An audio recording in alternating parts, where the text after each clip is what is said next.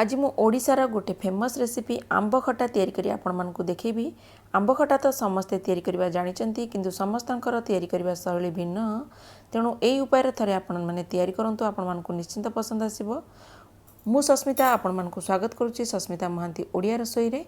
तेबे चलंतु तैयारी करबा स्टार्ट करबा ओडिशार फेमस रेसिपी आंब खटा। बर्तमान कड़े गरम करबा। कड़े गरम होला परे मु 2 चम्मच फुटण नीची और 2टा सुखिला लंका नीची।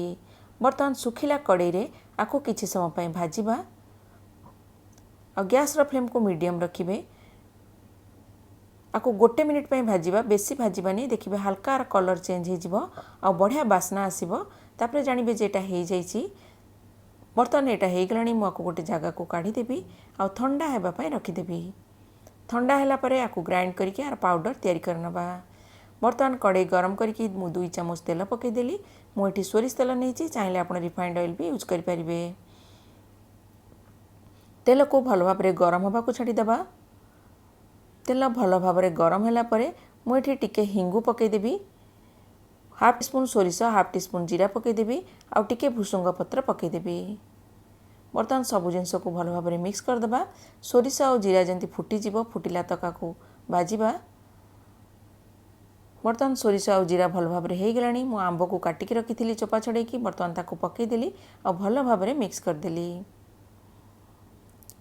मिक्स कला परे बर्तमान एथिरे आमे स्वाद अनुसार लूण दबा और हाफ टीस्पून हळदी पाउडर भी पके देबी। ताको भल भाव रे मिक्स कर देबी और किछि समय पय आको फ्राई करबा। जेमती आ ऊपर गोल्डन ब्राउन आसी जिवो, जानिबे जे आंबटा भल भाव रे हे गलानी। बर्तमान देखंतु आंबटा हे जाईची। बर्तमान एथिरे मु गुड़ पके देली। मु एठी गुड़ पकोची, चाहिले आपण माने चीनी भी यूज करि परिबे, किंतु गुड़ रे आंब खटार टेस्ट बहुत भल लागिबो। बर्तमान गुड़टा को आंब रे भल भाव रे मिक्स कर देबी। धीरे धीरे गरम रे गुड़टा मेल्ट हे जिवो। मेल्ट हे गला परे आमे 2 मिनिट फुटिबा को छाडी देबा। गुड़ रे आंब को 2 मिनिट पय फुटिबा को छाडी देबा। बर्तमान 2 मिनिट हे गलानी। आंबटा गुड़ रे भल भाव रे फुटी गलानी।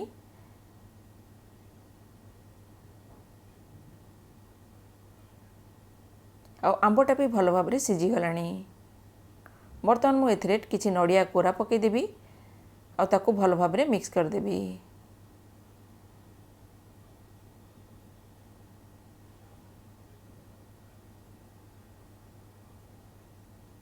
बर्तमान मुठी 2 छोट चम्मच अटा नहींची। अटारे टिके पानी पके देकी ताको भल भाव रे गोळेई देबा, जेमती अटारे लम्स रहिबनी।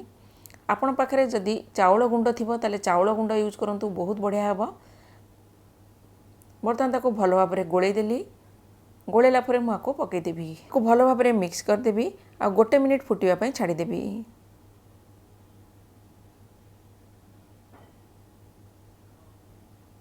दरकार पड़ले टिके पानी यूज करबा। मुठी अल्प टिके पानी पकेली। आपण जदि बेसी पानी रखिया को चाहती ताले आउरी अधिका पानी यूज करि परिबे। मु एठी टिके बहलिया रखिबी, बेसी पानी पानी करबिनी। सेति पय मु एठी कम पानी रे यूज करची। आपणकर पसंद हिसाब रे आपण पानी यूज करि परिबे। बर्तमान ताको 1 मिनिट फुटिया को छाडी देला परे बर्तमान आंब खटाटा बढ़िया भाव रे हे गलानी। बर्तमान मु जो गुंड करिकी रखिथिली फुटण को भाजिला परे मु ताको भल भाव रे गुंड कर देछि। देखंतु बर्तमान एइथरु मु 2 चम्मच पकेबी। और जदि एटा रही जिवो ताले कोनोसी उटे एयर टाइट कंटेनर रे आको रखि दियंतु। एटा बहुत दिन तक रहइबो, खराब हबनी। बर्तमान एइथरु 2 चम्मच पके देबी और भल भाव रे मिक्स कर देबी।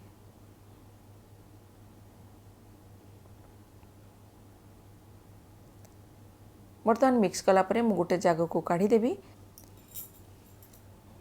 देखंतु ओडिशार फेमस आंब खटा तैयारी हे गला। आपण माने घरे आकु थरे तैयारी करंतु। और जदि मोर वीडियो आपण मानकु भल लागिबो तेबे मो वीडियो को लाइक शेयर करिया को भूलंतु नाही। तेबे पुणी देखा हबो गोटे नुवा वीडियो रे।